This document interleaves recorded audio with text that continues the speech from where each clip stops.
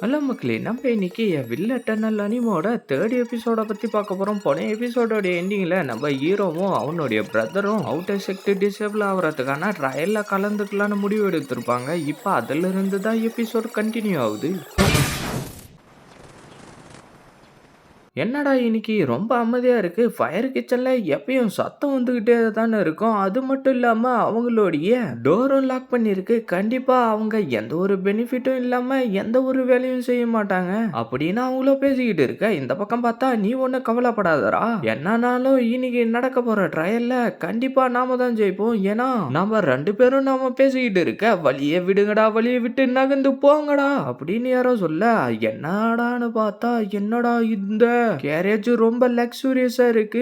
ஃபேமிலியோடைய garage மாதிரி தெரியுதே. ஒருவேளை அவங்க ஃபேமிலியை சேர்ந்தா யாரோ ஒருத்தர் இங்க வந்திருப்பாங்கன்னு தான் நான் நினைக்கிறேன். அதோ வந்துட்டாங்க பாருன்னு சொல்ல அந்த இடம் அதிர எல்லாரும் சக்காவ அதுல யாரோ ஒருத்தர் அவங்களுடைய மெய்டுன்னு கூட பார்க்க இவ்வளவு பயங்கரமா இருக்காங்களே. யங் லேடி, நம்ம வந்து சேர்ந்துட்டோம். இந்த பக்கமா பார்த்து பொறுமையா வாங்க யங் லேடி. இவதாண்டா ஃபேமிலியோடைய யங் லேடி. அவளுடைய பிரதரான யூஃபிய ஆல்ரெடி அவுட்டர் டிசபிள தேர்ந்தெடுத்துட்டாங்க.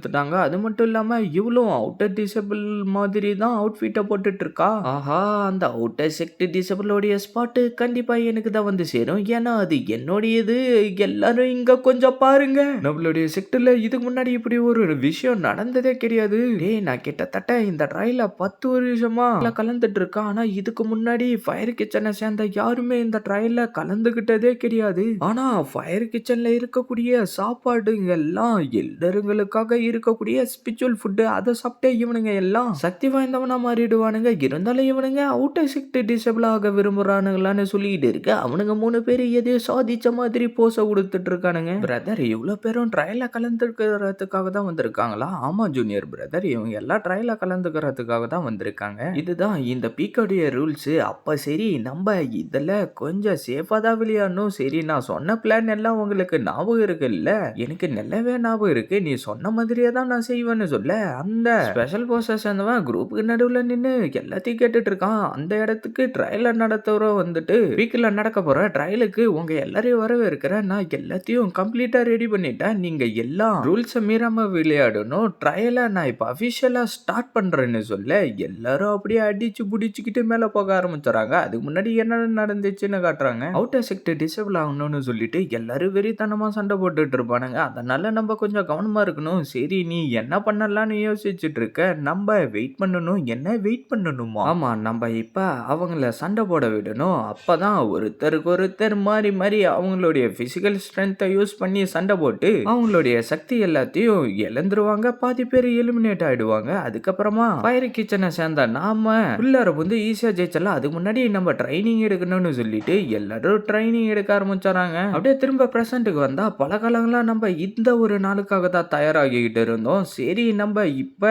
நம்மளுடைய வேலையை காட்டலாம்னு சொல்லிட்டு அப்படியே அந்த இடத்துக்குள்ளார வந்தா கொஞ்ச நேரம் கழிச்சு நம்ம ஹீரோவோ அடாடே நினைச்சது ஒண்ணு இங்க நடக்கிறது ஒண்ணா இருக்கு அப்படின்னு சொல்லிட்டு சண்டை போறவனுக்கு நடுவுல புகுந்துட்டு உங்களை டிஸ்டர்ப் பண்ணதுக்கு மன்னிச்சிருங்க, நீங்க கண்டினியூ பண்ணுங்கன்னு சொல்ல சீனியர் பிரதரோ டே ஜூனியர் பிரதர் நான் உன்னை கவர் பண்ணிக்கிறேன் சீக்கிரம் போடான்னு சொல்ல எவனோ ஒருத்தன் ஃபயர் கிச்சனை சேர்ந்த ஆட்கள் இந்த அளவுக்கு சக்தி வாய்ந்தவனுங்களா இருப்பானுங்கன்னா கொஞ்சம் கூட எதிர்பார்க்கவே இல்லைன்னு சொல்லிட்டு இருக்க. இன்னொருத்தனும் இதுல ஏற ஏற ப்ரெஷர் அதிகரிச்சுக்கிட்டே போகும். என்னுடைய டெக்னிக்கை பயன்படுத்தி கண்டிப்பா இதுல ஏறி ஆகணும். பார்த்தா அவனால ஏற முடியல. பார்த்தா ஒரு சின்ன பையன் பிடிச்சிட்டு இருக்கான். டே சின்ன பையில என்ன விடுடா, நான் 11 தடவை இதுல பார்ட்டிசிபேட் பண்ணியிருக்கேன், நான் உன்னை ஏற விட மாட்டேன்டா அப்படின்னு சொல்லிட்டு இருக்கேன். நம்ம ஹீரோ அதுல அசால்ட்டா ஓடிட்டு இருக்கான். என்னடா இவ்வளவு வெயிட் வச்சுக்கிட்டு இவன் இதுல அசால்ட்டா ஓடிட்டு இருக்கான். என்னுடைய சீனியர் பிரதர்ஸ் எங்க போனாங்கன்னு தெரியல. நான் கண்டிப்பா அவங்க கூட சேர்ந்தாகணும். நம்ம கவனமா இருக்கணும். ஏன்னா நம்மளுடைய வெற்றி பாதை இன்னும் சில தூரத்துல தான் இருக்கு. என்ன சென்ஃபி நீயா? அடே,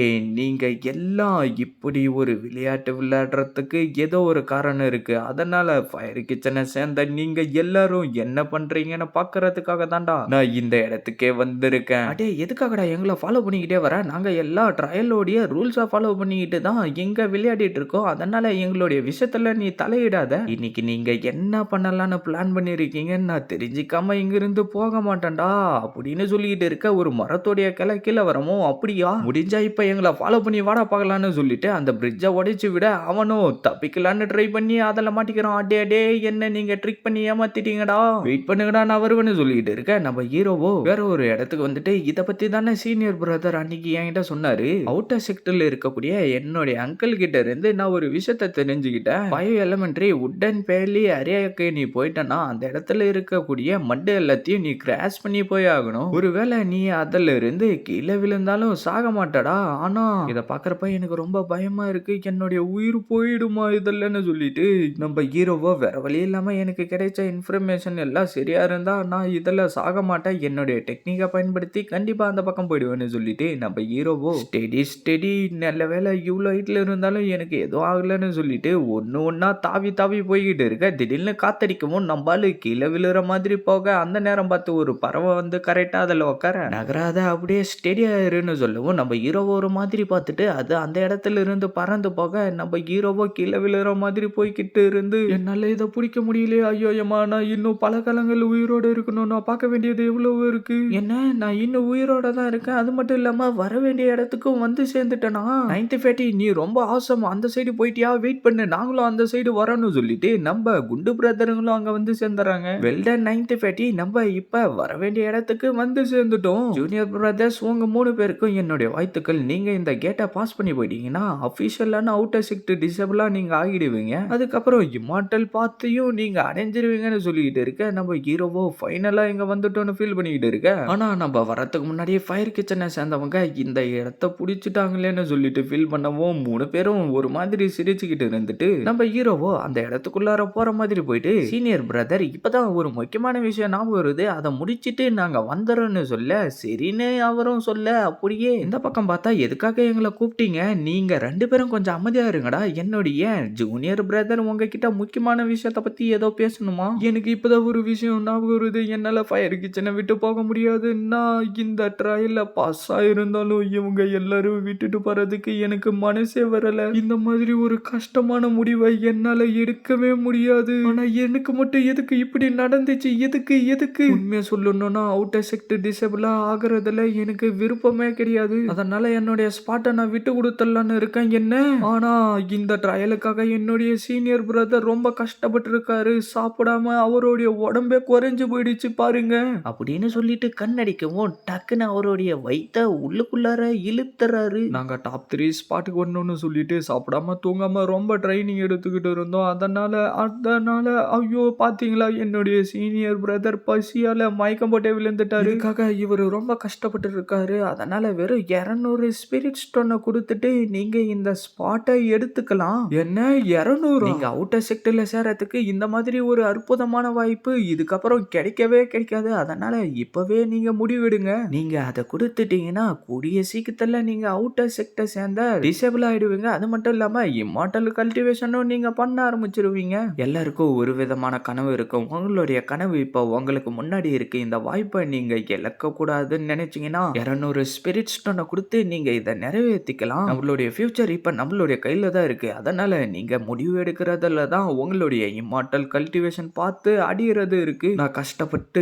இந்த ஸ்பிரிட் ஸ்டோனை சேர்த்து வச்சு ஆனா என்னுடைய கனவுக்கு முன்னாடி இது முக்கியமே கிடையாது. அவரோ கடுப்பாயிட்டு உங்களுக்கு எவ்வளவு தைரியம் இருந்தா சிக்ட் ரூல்ஸை மீறுவீங்க, ஒழுங்கா என் கூட லா என்போர்ஸ்மெண்ட் ஆளுக்கு வாங்க, நடிச்சுக்கிட்டு இருந்தது போதும் எழுந்துடுறா. அப்புறம் மேல நின்னுட்டு இருக்கிறவனே நீயும் தான் கூட வரணும். ஆனா சீனியர் நாங்க செக்டோரிய ரூலை எதுவும் மீறின மாதிரி எனக்கு தெரியலையே. ஆமாண்டா நீ செக்ட் ரூல்ஸை மீறிட்ட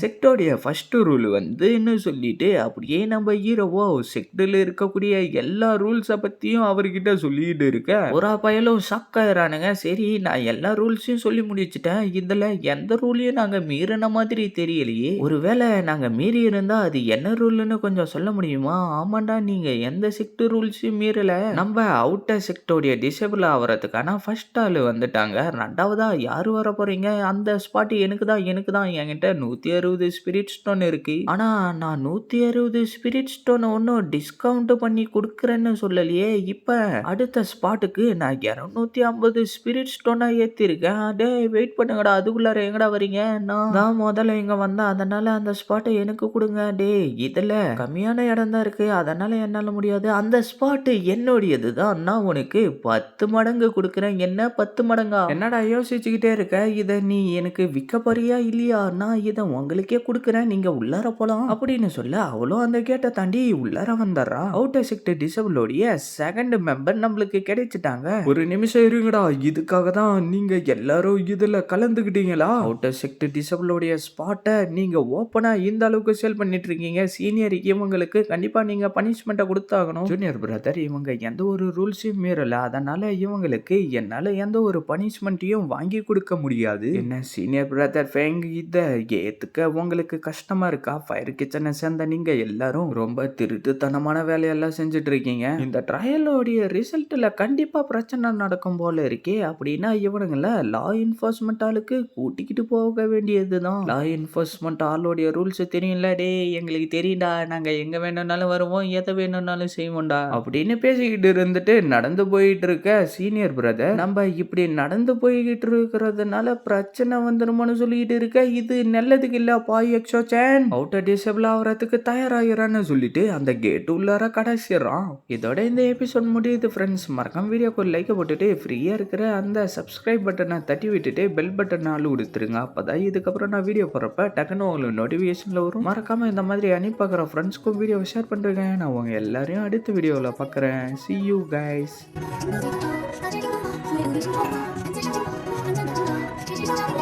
Thank you.